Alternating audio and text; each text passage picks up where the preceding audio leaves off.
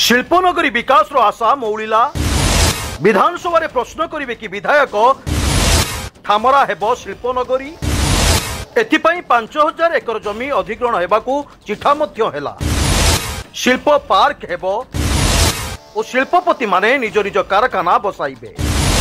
हेले शिल्पनगरी आशा 2022 रु धिमेई जाइछि। एहारी मध्यरे धामरा को विद्युत समस्या प्रसंग दूर हो सारी बालीमुंडारे 100 मेगावाट विद्युत ग्रिड प्रतिष्ठा सरीछि।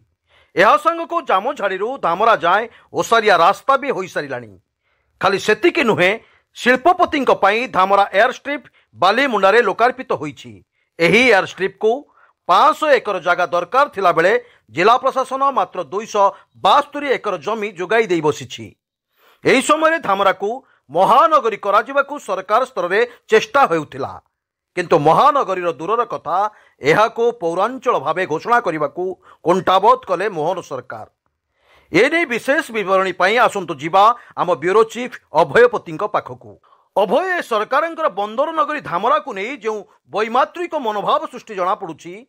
पूर्व सरकार धामरा को एनएसी घोषणा करथिले मध्य एबेकार सरकार एहाकू नजर को मध्य आनी नांती। ए विषय आपनक पाखरे कौन सूचना रही? हाँ देवाशीष, ये एक संवैधानिक प्रश्न भली लगुच। कारण 2021-22-23 3 वर्ष धरी चलिला तर्जमा एवं पूर्व सरकार अब नवीन सरकार समय रे चांदबाली ब्लॉक रो बीडीओ, चांदबाली ब्लॉक रो तहसीलदार, भद्रक जिलापाल एवं आरआई एवं भूर्जन अधिकारी एमानक दस्खत जो दस्खत कि आपन को देखौची कैमेरा रे देखि परिबे। ए जो दस्खत रे सरकार का निकट को गला 30 खंड गाँर तालिका। धामरा अंचल रे प्रथम तालिका हला करंजमाल रु धामरा पर्यंत नेला बेलू ताको प्रतिवाद कले, गाँ लोके प्रतिवाद कले धामरा लोके जे धामरा ना रे एनएसी केमिति आपण करंजमाल को एथिरे शामिल करछन। पुणी परिवर्तन हला एवं सेथिरे ए देखुथिबे तहसीलदार चांदबाली, ब्लॉक रो बीडीओ चांदबाली एवं आरआई अन्य माने समस्त दस्खत करछंती। ए चिठाटा गला सरकार निकट। ये सरकार एथिरे 30 खंड गाँव को नहीं जहाँकि 4टी पंचायत मु आपन को देखौछि। धामरा रे रही बणुआ साही, झाड़कटा, शंखजोड़ी, गोविंदपुर, नरसिंहपुर, खमारसाही, दक्षिण धामरा। से जागुड़ा पंचायत रही जागुड़ा, डिया, नरसिंहपुर, पाइक साही, बलभद्र प्रसाद और जयदुर्गा पाटणा। से दोसिंगा रही दोसिंगा, प्रदुक्त नगर, नरसिंह प्रसाद, उरामाल, सावित्री सराई, सोमपाटिया, रवीन्द्र नगर, अमरनगर, ज्योत्नामयी, विद्युत प्रभा, चियाणीपाई, बालीसाही और पंडित नीलकंठ नगर।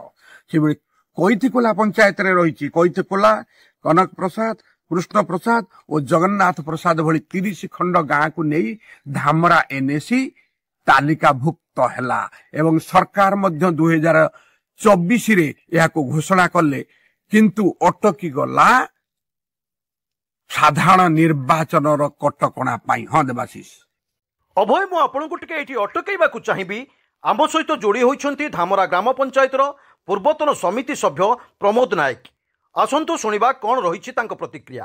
अन्याय करछंती देखंतु विगत सरकार एको सर्वे करी, किंतु धामराटा 1 नंबर ये सर्वे लिस्ट रो थिला। किंतु आपण देखंतु भौगोलिक कारण दृष्टि धामरा एरिया एटी बृहत्तम बंदर तथा एटी गोटे पोताश्रय अच्छी, माँ धामरे मंदिर अच्छी, डिफेन्स अच्छी, आगु को टूरिज्म करिया पई अथच सरकार प्रस्तुत होउथुवा बेले धुसुरी की मान्यता दउचंती, अथच धामरा को एनएसी करिया पई मान्यता दउनांती।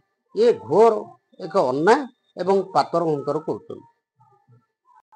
ये बाबद आम या गोटे हूँ सर्वदलीय बैठक डाकबू। एक गोटे सुचिंतित भाव में आम ये दाबी पत्र सरकार को दमु, कहीं विगत सरकार 30ଟି ଗ୍ରାମକୁ ନେଇ ଏକ ସର୍ଭେ କରିଥିଲେ ଏବଂ 26,000 30,000 ଭଳି ଲୋକ ସଂଖ୍ୟା ଅଛନ୍ତି ବୋଲି ସର୍ଭେ କରାଯାଇଥିଲା। ସବୁ ପ୍ରକାର ଧାମରା 1 ନମ୍ବର ମାନ୍ୟତା ପାଇବାର ହକ୍ ଅଛି। ଅଥଚ ଏ ସରକାର କିନ୍ତୁ ତାକୁ କର୍ଣ୍ଣପାତ ନ କରି ଏକ ପାତରଅନ୍ତର ସୃଷ୍ଟି କରୁଛନ୍ତି। ଆମେ ଦୃଢ଼ ବିରୋଧ କରି ଏକ ଦାବିପତ୍ର ସରକାରଙ୍କୁ ଦମୁ ଏବଂ ଆମେ ଧାମରା ନିଶ୍ଚିତ ଭାବରେ ଏନ୍ଏସିର ମାନ୍ୟତା ପାଇବ ଆମେ ଏକୁ ଦୃଢ଼ ଭାବରେ ଦାବି କରୁ। ଅଭୟ ପୁଣି ଆପଣଙ୍କ ପାଖକୁ ଆସିବି ଏବଂ ପଚାରି ବୁଝିବି ଧାମରା ଓଡ଼ିଶା ମାନଚିତ୍ରରେ ଏକ ଗୁରୁତ୍ୱପୂର୍ଣ୍ଣ ସ୍ଥାନ ହୋଇଥିବାରୁ ଏହା ନିଶ୍ଚିତ ଭାବେ ଏନ୍ଏସିରେ ସ୍ଥାନ ପାଇବାର ଦରକାର ଥିଲା, କାହିଁକି ଏହା ସମ୍ଭବ ହୋଇପାରିଲା ନାହିଁ? ଇଏ ଏକ ରାଜନୈତିକ ବ୍ୟାପାର ପ୍ରଶ୍ନ ଭଳି ପଚାରିଲେ ଦେବାଶିଷ। ଧାମରା ଏକ ଶିଳ୍ପ ପାର୍କ ହେବାକୁ ଯାଉଛି ଧାମରାରେ। ସେଥିପାଇଁ 5,000ରୁ ଅଧିକ ଏକର ଜମି ଅଧିଗ୍ରହଣ ହେଉଛି। ବର୍ତ୍ତମାନ ସୁଦ୍ଧା 1,061 ଏକର ଜମି ଅଧିଗ୍ରହଣ ହୋଇକି ଇଡିକୋକୁ ଦିଆ ସରିଲେଣି କେବଳ ଶିଳ୍ପ ପାର୍କ ନିର୍ମାଣ ପାଇଁ। ଧାମରା କେବଳ ଏନ୍ଏସି ନୁହଁ ମହାନଗରରେ ନିର୍ମିତ ହେବା ପାଇଁ ଯାଉଥିଲା। ସରକାର ପୂର୍ବ ସରକାର ମଧ୍ୟ କହୁଥିଲେ ଏକ ଶିଳ୍ପ ପାର୍କ କରିବା ସହିତ ମହାନଗର କରାଯିବ। ଏଥିପାଇଁ ଶିଳ୍ପ ପାର୍କ ପାଇଁ ଯୋଉ ଶିଳ୍ପପତି ମାନେ ଦେଶ ଆଉ ବିଦେଶରୁ ଆସିବେ ତାଙ୍କ ପାଇଁ ଏକ 500 ଏକର ଜାଗାରେ ଏକ ବିମାନ ଘାଟି ନିର୍ମାଣ ହୋଇସାରିଛି। ଅବଶ୍ୟ 272 ଏକରରେ ହୋଇଛି। ଆହୁରି 200-250 ଏକର ଜମି ଦେବେ ଭୂର୍ଜନ ଅଧିକାରୀଙ୍କ ତରଫରୁ। ବିମାନ ଘାଟି ଲୋକାର୍ପିତ ହୋଇଯାଇଛି। ବିମାନ ବି ଓହ୍ଲା ଯାଇଛି ସେଠି ପରୀକ୍ଷାମୂଳକ ଭାବେ। ଜାତୀୟ ରାଜପଥ 16 ନମ୍ବର ଜାତୀୟ ରାଜପଥରୁ ଲମ୍ବି ଆସିଛି ଧାମରା ଯାଏ 2 ଥାକିଆ ରାସ୍ତା, ତା ବି ନିର୍ମାଣ ହୋଇସାରିଛି। ବିଦ୍ୟୁତ ଗ୍ରିଡ ବାଲିମୁଣ୍ଡା ଠାରେ ମଧ୍ୟ ପ୍ରତିଷ୍ଠା ହୋଇସାରିଛି। 2 ଏକା ସାଙ୍ଗରେ ବିଦ୍ୟୁତ ରାସ୍ତା ଆଉ ଯୋଗାଯୋଗର ପଥ ଆକାଶ ମାର୍ଗରେ ଏୟାର ଷ୍ଟ୍ରିପ୍ ତା ମଧ୍ୟ ନିର୍ମାଣ ହୋଇସାରିଛି। ଆଉ କଣ ଅସୁବିଧା ଅଛି ଧାମରାକୁ ଏନ୍ଏସି ଭାବରେ ଘୋଷଣା କରିବା? କିନ୍ତୁ ଦେବାଶିଷ ରାଜନୈତିକ ଚାପ, ରାଜନୈତିକ ମାନସିକତାର ଅଭାବ ଏମାନଙ୍କର ଏହି ଘଟିବା କାରଣରୁ ଧାମରାକୁ ଏନ୍ଏସି ତାଲିକାରୁ ବାଦ ଦିଆଗଲା, ଚାପି ଦିଆଗଲା ଧାମରା ଏନ୍ଏସି ତାଲିକାକୁ।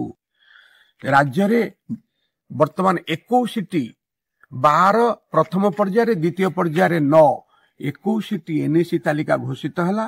କିନ୍ତୁ ମହାନଗର ଶିଳ୍ପ ନଗର ଭାବରେ ପରିଣତ ହେବାକୁ ଯାଉଥିବା ଧାମରାକୁ ବାଦ ଦିଆଗଲା। ଦେବାଶିଷ।